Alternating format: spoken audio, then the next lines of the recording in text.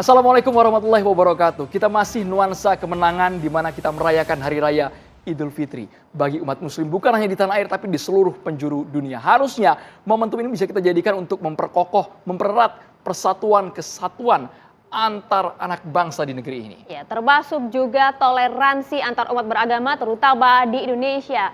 Tapi kalau kita melihat akhir-akhir ini justru banyak kemudian pro dan kontra yang timbul akibat dari gagasan yang muncul dari Ketum PBNU yang menyatakan adanya reformasi madrasah, menerima berbagai murid-murid non-muslim dalam sebuah lembaga pendidikan keagamaan khas Islam.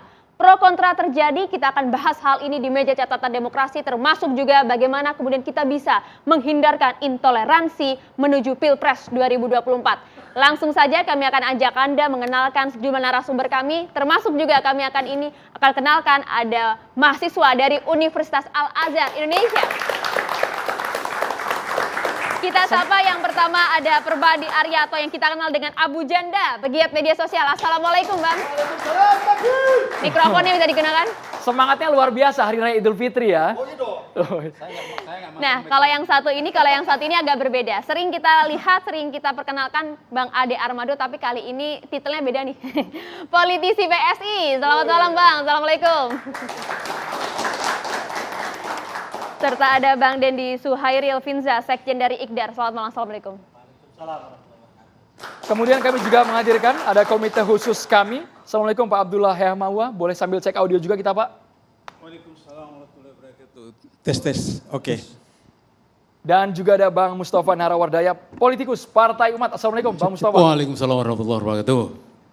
Dan kami juga menghadirkan Ketua Tim Pembela Ulama dan juga aktivis Bang Egy Sujana. Assalamualaikum Bang Egy Sujana. Semua disebut Aman, politisi. Aman. Sekarang saya politisi PKS. Wah mantap.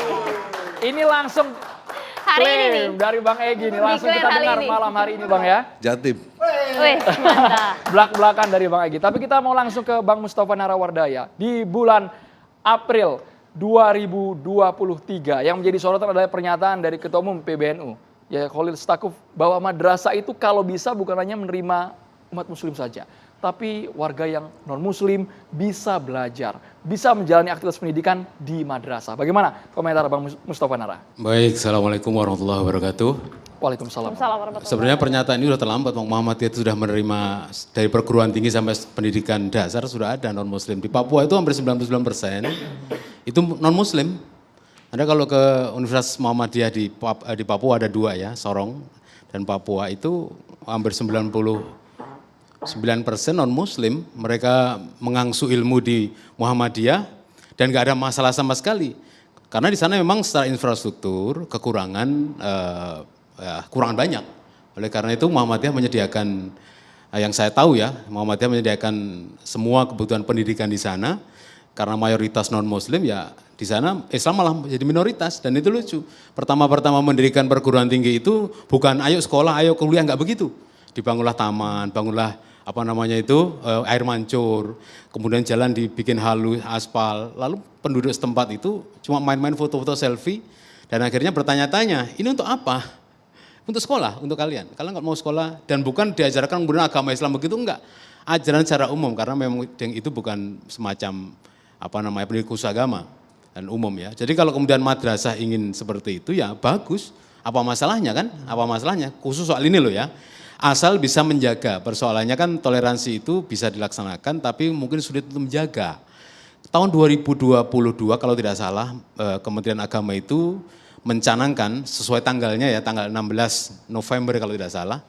Itu sebagai Hari Internasional toleransi. Dan hasilnya luar biasa.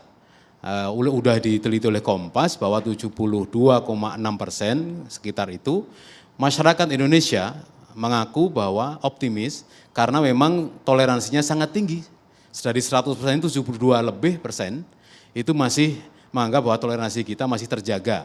Setelah itu tidak tahu lagi ya karena kemudian ini sangat dinamis ya karena masyarakat juga tidak mungkin stagnan. Dengan berbagai kasus, dengan berbagai kisah, berbagai dinamika yang ada, mungkin sekarang bisa naik, indeksnya mungkin bisa turun juga. Tapi tahun kemarin, tahun 2022, Kementerian Agama menganggap bahwa toleransi bisa dijaga dengan baik selama setahun itu, karena diteliti pada akhir tahun. Artinya selama setahun diteliti dan pada akhir tahun itu dinyatakan bahwa 72% lebih ya responden menyatakan toleransi kita baik-baik saja dan tidak ada masalah, menjunjung tinggi toleransi. Kalaupun ada kecil-kecil, saya kira itu adalah kasuistik. Tidak kemudian menggambarkan semua orang Islam intoleran, semua orang Kristen intoleran pada ketika berada pada mayoritas di pulau tertentu, tidak tertentu. Karena begini, sebenarnya yang menjadi persoalan kita ketika toleransi itu mau dibahas hari ini ya, ketika sahabat-sahabat kita, kemudian komunitas-komunitas ormas Islam, katakanlah ormas kita sendiri, ormas saya, ketika mereka mengaku sebagai paling toleran, tapi tidak ikhlas dalam melaksanakan toleransi, itu tetap akan menjadi masalah. Tidak mungkin masyarakat kemudian ditutupi dengan declare, saya NKRI harga mati, Pancasila sampai mati, kemudian toleransi, kami paling toleransi, tidak bisa. Kalau itu mereka toleransinya tidak dengan ikhlas. Bagaimana mengukur ikhlasnya itu? Biasanya ketika mayoritas di Indonesia ini menerima dengan baik. Contoh begini. Kalau wali kota London, mereka mengadakan berkunjung ke mayoritas, itu wajar, buka bersama di mayoritas, karena di sana Islam minoritas. Tetapi kalau kemudian dibalik posisinya, ya di Indonesia, ketika itu terjadi di sini kayaknya menjadi aneh karena mayoritas mendatangi minoritas. Kok perkiraannya seperti minoritas itu butuh gitu. Itu pandangan pertama. Pandangan kedua adalah seolah-olah ini pemaksaan. Karena minoritas tidak mungkin kemudian berani menolak. Ketika kemudian ikon-ikon tertentu ya, tokoh-tokoh toleransi itu kemudian mencoba merangkul, padahal mereka juga tidak ingin dirangkul, itu memang soal ibadah kan. Ketika ini pada ranah ibadah, mereka belum tentu ikhlas menerima bahwa itu disebut sebagai toleransi. Ini kan sudah memasuki rumah ibadah, sudah melompat pagar ibadah antar agama. Nah sayangnya di Indonesia itu di SKB 2 Menteri itu yang diatur hanya pendirian tempat ibadah antara Islam dan non-Muslim. Tidak dengan Islam dan Islam. Kan seperti itu, coba Anda lihat itu. Yang diatur kan tempat pendirian ibadah, ada 90%, kalau misalkan yang Kristen mau mendirikan gereja harus 90 pengguna, 60 penduduk setempat, dan harus ada izin dari FKUB, dan seterusnya. Yang diatur tapi yang untuk yang ibadah nggak diatur. Tapi secara hati, chemistry, masyarakat muslim di Indonesia itu sebenarnya merasa bahwa ini kayaknya tidak lazim, tidak mainstream. Biasanya kalau kita misalkan ibadah puasa ya, circle-nya itu sesama muslim, mau sahur, buka puasa, sholat taraweh, mau apalah istilahnya, mau sedekah dan seterusnya, itu interagama Islam. Bang Mustafa, artinya ini sebenarnya yang salah adalah mindset masyarakat kita atau budayanya? Dua-duanya, karena yang mindset masyarakat ini kan sebenarnya tercipta dari brainwash yang diciptakan oleh ikon-ikon yang seharusnya tidak seperti itu. Misalkan ini kan brainwash dari siapa Bang? Jadi gini loh, kelompok-kelompok yang kemudian memaksakan makna daripada toleransi secara pribadi atau secara keinginan kelompok mereka, itu kemudian diikuti, menular kepada masyarakat seharusnya semula tidak percaya pada itu. Tapi karena lama-kelamaan itu dicapai oleh tokoh-tokoh nasional, itu dianggap biasa dan dianggap wajar. Padahal secara mainstream tidak. Karena semua masyarakat, semua ormas Islam, semua kelompok komunitas, atau partai Islam sekalipun, nggak mau mengikuti cara-cara seperti itu. Bang Mustafa, kalau berbicara intoleransi kan kita juga kasuistik ya Bang ya? Iya, betul. Berikan contoh yang konkret yang terjadi di Indonesia. Kalau memang sekarang kita sudah mayoritas toleransi tadi kata Bang Mustafa Nara. Yang intolernya bagian mana Bang? Yang tadi Abang sebut ya kecil-kecil lah, mungkin tidak terlalu ngefek mungkin. Ya, ini yang gede ya. Misalnya pertama, ya ada penolakan pendirian tempat ibadah. Ada penolakan kedatangan ustadz. Dua itu saja dulu.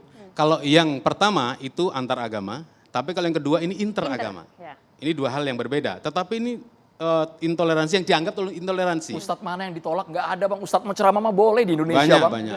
Saya mohon maaf ya bagian dari pendakwah awal lah ya. Tahu betul, saya juga pernah ditolak juga. Mohon saya ceritakan nih, saya Idul Fitri mendapatkan, enggak usah orang lain contohnya, saya sendiri supaya paham ya. Dapat jatah khotib Idul Fitri di sebuah universitas besar di Jakarta Barat. Kurang sepekan, itu rektor nelpon saya. Saya dapat surat dari sebuah ormas Islam, pemudanya, enggak saya sebut ya, mengirim surat kepada kami, keberatan kalau saya khotib di perguruan tinggi itu. 1, 2, 3, lebih dari 100 surat, rektor takut. Pola ini mungkin digunakan karena berhasil, akhirnya saya diganti dari khotib. Berhasil. Ini hanya Mustafa saja, bukan Abdul Somad, bukan Adi Hidayat, bukan Basalamah. Felix, bukan apa. Ini kan hanya beda mazhab misalnya. Nah, sekarang yang pertama itu, penolakan Ustadz. Itu berujung pada pembubaran pengajian misalkan. Jadi ini intoleransi interagama yang terjadi nyata-nyata ada di depan kita. Kalau yang tadi yang tempat ibadah, saya nggak yakin kalau itu ditolak itu bukan karena tanpa alasan. Misalnya ini ya, ada alasan kultur, ada alasan SKB 2 Menteri. Oke. Karena umat Islam sendiri juga ngalamin, Muhammadiyah memberikan masjid di Aceh ditolak, di depan jalan itu dikasih Dan ini masih terjadi hingga saat ini? Masih terjadi. Oke. Kita di Malang, di mana itu, di Banyuwangi, Masjid Muhammadiyah dipotongin nama Muhammadiyahnya. Terjadi di Jakarta Barat. Setahun 2 tahun lalu saya memimpin Kokam ke Jakarta Barat, merebut masjid kami yang direbut oleh massa, mengatasnamakan massa. Sebenarnya di balik itu dia ormas, oknum. Tapi atas nama ormas, sampai sekarang masih bergulir di pengadilan. Banyak masjid Muhammadiyah nggak bisa berdiri.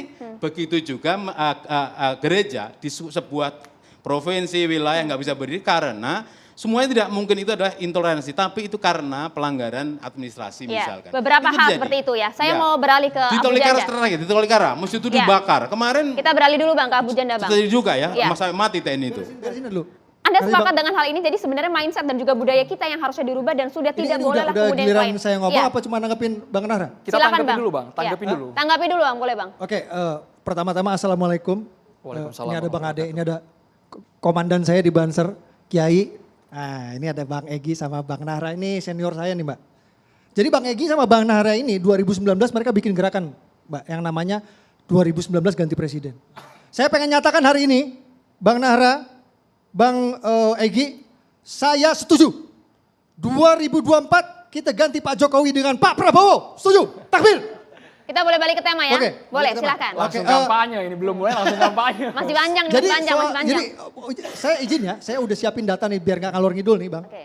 Soal intoleransi ini izinkan saya buka data supaya nggak ngalor ngidul. Ini saya mau bacain kasus intoleransi 3 tahun terakhir ini yang saya catat ya. Izinin ya, kasih waktu ya Bang, agak makan waktu. Penolakan ibadah GKPS di Purwakarta 2 April 2023, penutupan patung Bunda Maria atas desakan Ormas 23 Maret 2023, penolakan ibadah di Tarakan Kalimantan 28 Februari 2023, pembubaran ibadah GKKD Lampung 19 Februari 2023, pembubaran ibadah Natal di Cilebut Bogor 25 Desember 2022, penolakan gereja di Cilegon Banten 7 September 2022, pembubaran ibadah Natal di Tulang Bawang Lampung 25 Desember 2021, penolakan gereja di Kelapa II Bekasi 1 Desember 2021, pembubaran ibadah HKBP Cikarang 17 Desember 2020, pembubaran ibadah keluarga di rumah di Cikarang 19 April 2020. Saya bisa paparkan data setiap tahun. Minimal ada 2 sampai 3 penolakan rumah ibadah dan pembubaran ibadah yang viral. Yang terbawa Itu yang viral. Ya. Yang nggak viral bisa 10 kasus, Mas. Bang, ya. Jadi jangan pakai alasan izin. Maaf nih, saya ada datanya. Ratusan musola langgar masjid di Depok nggak ada IMB-nya. Puluhan ribu musola langgar masjid di Jawa Barat dibangun tanpa INB. Itu di Jawa Barat doang. Gimana di seluruh Indonesia? Mungkin ratusan ribu, jutaan masjid di Indonesia tidak punya INB. Ini data tahun 2019. Ya, jadi jangan pakai konteks alasan izin untuk mempersekusi ibadah non Muslim. Ya, ini faktanya memang non Muslim aja yang sulit urus izin. Jadi kenapa non Muslim saja yang sulit urus izin, sementara kita umat Islam tidak pernah kita terbentur dengan kesulitan izin dalam membangun masjid. Dimanapun Bang, dimanapun, ini faktanya. Yang kedua, tempo selironya mana? Kalau kata wong Jawa ini tenggang rasa gitu ya. Orang lagi ibadah gitu, maaf ya kalau orang Kristen ibadah itu kayak orang kita umat Muslim lagi sholat jamaah lah gitu. Sekarang balikin ke diri kita, kalau kita lagi sholat jamaah ada yang datang. Tiba-tiba bubar. Udah ada izin belum nih?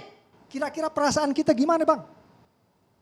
Dan itu dianggap kebiasaan, dianggap normatif, dianggap kelaziman. Gila gak? Di negara ini. Gila itu. Ya, jadi maaf nih kemarin ribut-ribut Israel. Menurut saya bangsa kita tuh belum pantas. Protes-protes Israel penjajah. Protes apa? Di protes Israel penjajah, kita di negeri sendiri masih jadi penjajah ke umat minoritas Bang. Bang, saya mau Gak tanya Bang. pantas, gak pantas. Gua Bang bilang, Arya Permadi sebelum jauh ke kasus itu, tapi tadi Gua bilang, data Ustadz jangan ditolak. ngurusin penjajahan Ustadz di ditolak ujung selama di lautan. tanah air. Jangan nunjukin penjajahan, ngurusin penjajahan di ujung lautan. Saya tanggapin Tapi dulu. kita sendiri jadi penjajah. Boleh Diri tanggapin? sendiri. Saya sebenarnya mohon maaf 1 menit. Saya sebenarnya malas nanggapin Abu Janda. Kedua soal bendera itu salah besar 100% salah. Malu, hoak. Tadi kalau membubarkan ibadah orang Kristen itu nggak boleh ya? Aulat intoleran itu. Enggak, ini kan Berarti gua kan membubarkan lagi- pengajian gua lagi ngebabain nanti dulu. Nanti dulu, lu jangan delebar Berarti berarti membubarkan pengajian juga sama kan? Anda kejebak sendiri. Membubarkan orang lain nggak boleh. Gua Kejebak tidak- sendiri gua tidak makanya membenarkan itu. dipikir. Gua dari tadi nggak Maka memben- dipikir kalau Gua ngomong. nggak membenarkan itu. Membubarkan Kristen nggak boleh, ibadah. Oke, oke. Islam boleh. Gimana otaknya Loh, dibagi itu, dua? Itu bukan gue, Bang. Loh ya setuju nggak membubarkan Nggak. ibadah orang Kristen nggak boleh? Setuju nggak? Semuanya nggak boleh. Setuju nggak? Gue setuju. Gua Oke, setuju. pembubaran Gua pengajian setuju. boleh nggak? Gue setuju. Boleh Semuanya nggak? nggak boleh. Gue setuju. Oke, biar mendengar jadi yang jadi lu, membubarkan gue biar lurusin dulu. mendengar. Gue tidak meluruskan, gue tidak mencari Pakai pembenaran ya. otak. Gue nggak mencari pembenaran, Bang. Ya, apapun itu kegiatan ibadah. Oke, gue kasih tahu nih. Dan ini mumpung gue lagi masuk TV nih, gue pengen ngasih tahu ya buat yang nonton TV nih, ya. Buat yang nonton mungkin banyak yang belum tahu. Nah ini Bang Egy juga orang hukum. Bahwa bubarin ibadah itu bisa kena pasal berlapis loh. Ya, itu Pak RT yang di Lampung itu kena pasal berlapis. Izinkan saya baca data lagi. Pasal 175, jadi si Wawan itu kena pasal ya. Pasal 175 merintangi ibadah pidana penjara 1 tahun 4 bulan. Pasal 167 memaksa masuk properti orang pidana penjara 9 bulan. Pasal 156A penodaan agama pidana penjara 5 tahun. Total pidana penjara lebih dari 5 tahun. Makanya si Wawan itu ditahan sama Polda Lampung. Jadi Polda Lampung sudah sah dan benar menahan saudara Wawan, ya karena memang itunya Bang Egy orang hukum, pas Bang Egy ngerti. Kalau soal pengajian Bang, pengajian dibubarkan Ustadz tidak boleh ceramah. Internal di umat muslim sendiri. Izinkan saya selesai dulu, saya belum selesai. Ya, habiskan. Boleh Bang, Tuntaskan. durasi kita terbatas Satu Bang. lagi, tadi Bang Nahar ada boleh ngomong ditanggapi. soal SKB 2 Menteri, izin Bang. Jadi Panjang banget ya. saya nggak nyari pembenaran di sini, saya cuma bilang bahwa memang intoleransi itu ada. Dari dua belah pihak, yang Abang bilang itu benar. Iya. Itu benar, oke? Mumpung lagi nih mumpung di depan TV ditonton banyak orang, saya ingin mensosialisasikan soal SKB 2 Menteri yang Bang Nahara bilang tadi, yaitu bab 1 pasal 3 di di SKB 2 Menteri. Memang yang Bang Nahara bilang itu benar. SKB 2 Menteri itu cuma ngatur soal aturan urusan rumah ibadah doang. Nah, ini ada satu pasal ya, ada satu bab dan pasal 3 yang perlu diketahui oleh banyak orang. Apa itu, Bang? Jadi tolong yang terutama umat Kristen yang sering dibubarin, ini tolong simak. Rumah bab 1 pasal 3 berbunyi, rumah ibadat adalah bangunan yang punya ciri-ciri khusus yang dipergunakan untuk ibadah kecuali tempat ibadah keluarga. Oke? Apa yang dimaksud di sini? Jadi banyak bapak-bapak aparatnya yang sering kejadian pembubaran ibadah lah, penolakan gereja. Banyak bapak-bapak aparat tidak ngerti aturan sehingga mereka nontonin doang, Mbak. Jadi ketika oknum warga datang ngebubarin, mereka nontonin doang karena mereka nggak tahu aturan ini. Mereka nggak tahu bahwa rumah ibadat keluarga itu tidak perlu pakai izin. Apa yang dimaksud rumah ibadat keluarga? Oke, simak ya. Yang dimaksud rumah ibadat keluarga kalau di Islam itu namanya musola, kalau di Kristen itu namanya rumah doa. Ya, jadi untuk kita umat Islam kalau kita mau bikin musola di rumah atau bikin musola di ruko perlu pakai izin nggak? Tidak perlu. Tidak perlu pakai izin. Begitu juga orang Kristen. Orang Kristen mau bikin rumah doa di rumah atau di ruko itu tidak perlu minta izin. Nah ini penting sekali buat umat Kristen tahu. Jadi supaya jelas kalian ibadah di rumah, kalian ibadah di ruko tidak perlu minta izin. Itu menurut SKB 2 Menteri. Oke, Ya. kita berhenti Jangan di situ, mau Bang. dibubarin seenaknya. Ya. Karena ini tekstual saudara, ini memahami hukum ini tekstual. Rumah ibadah itu boleh di rumah keluarga, tapi yang hadir siapa dulu? Nanti dulu, Anda kan kurang literasi ini. Bukan kurang Nanti literasi, dulu, lu ngomong sembarangan. Ini gua udah boleh pelajarin. mendirikan, Gua boleh udah mendirikan. pelajarin, ini rumah Ototnya ibadah. jangan ditarik. Rumah ibadah, lu jangan motong gua dulu. Oke, Gini, bergantian gini. Bang. Lu jangan Kita motong gua dengarkan dulu. dulu. Kita dengarkan Gini dulu. dulu. Ini ngomongin dari dulu. tadi, apa namanya? Ya, kita Beberapa dengarkan dulu. kasus. Segmen durasi kita masih panjang. Kita tahan dulu ya. Kita kasih porsinya nanti seimbang. tahan dulu, Bang. Mas Arya Permadi, Bang Mustafa Nara, kita harus jeda hanya di catatan demokrasi pemirsa.